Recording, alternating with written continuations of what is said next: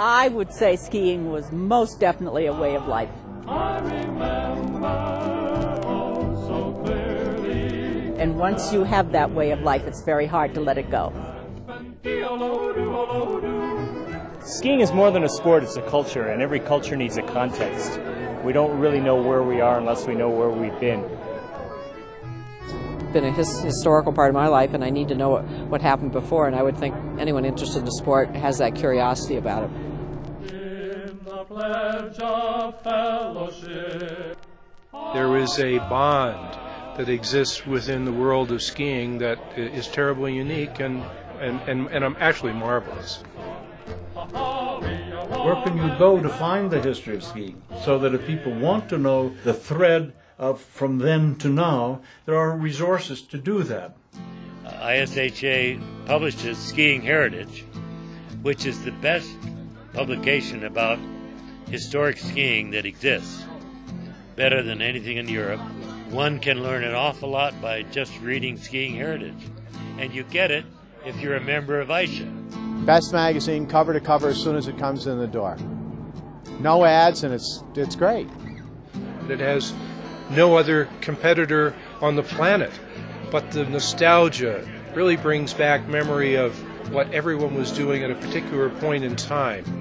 It's almost like when you go into a ski museum and you identify with that first piece of equipment that brings back the memories of when you first had your first pair of skis or that first pair of boots. And I think it's that nostalgia that comes through in the pages of Skiing Heritage. If you care about the sport of skiing, this is the way to refresh and learn more about it.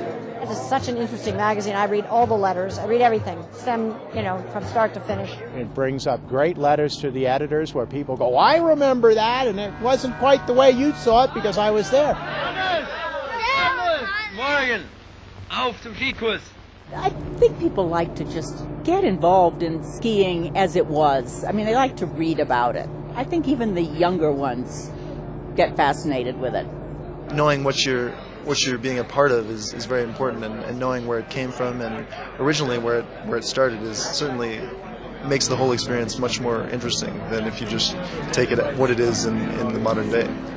I just recently wrote a piece for Skiing Heritage on Bode Miller, but what I did with Bode Miller was to put him in the context of history. What has he accomplished, but what have the people who come before Bode Miller accomplished? And one of the benefits of that was that we found out that Bode himself has a tremendous interest in skiing history, and he's become a great supporter of the International Skiing History Association and of Skiing Heritage. He loves the history of his sport. Bode Miller has proven he is now one of the great skiers in the world.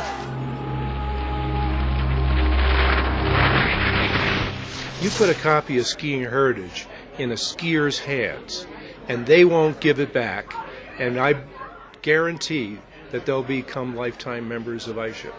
And we're trying to grow the organization, and once people see our publication, they love it, and they join. And without your heritage to go back to see how it was resolved, you've got to rediscover it. It's hard to move forward if you don't know your past. No? That's right, yeah. And, skiing is such a great sport, and the history is really special. I mean, the people that are here today, these are icons of the sport. We have an annual Skiing Heritage Week, which we've had in places like Sun Valley and Stowe and Vail. And our members come together once a year and experience a very pleasant time talking with other history buffs. Actually, multi-generation of skiers just having an incredible time, many of whom have never met one another. And those generations all mingled and enjoyed one another with a camaraderie that really is centered around the sport of skiing. Well, it's good to see you. Good to see you. And I'm happy that you...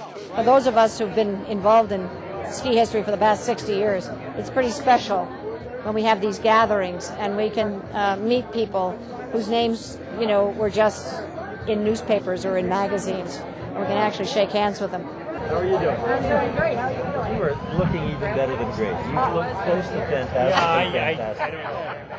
And I skied with Penny Patu.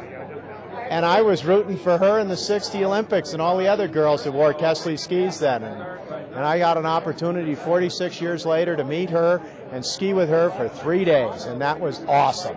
It's very special to meet people that that maybe I influenced just a little bit.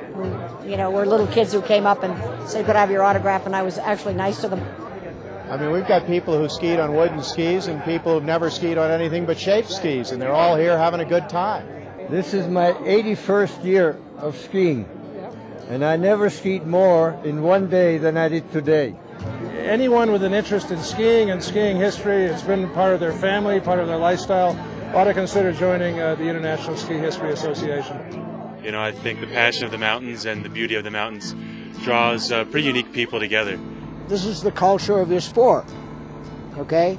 Being carried on, but the fun of skiing is being missed if you aren't a part of it.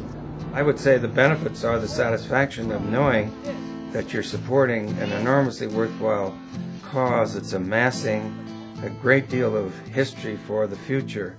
And so it's a part of giving back to the sport.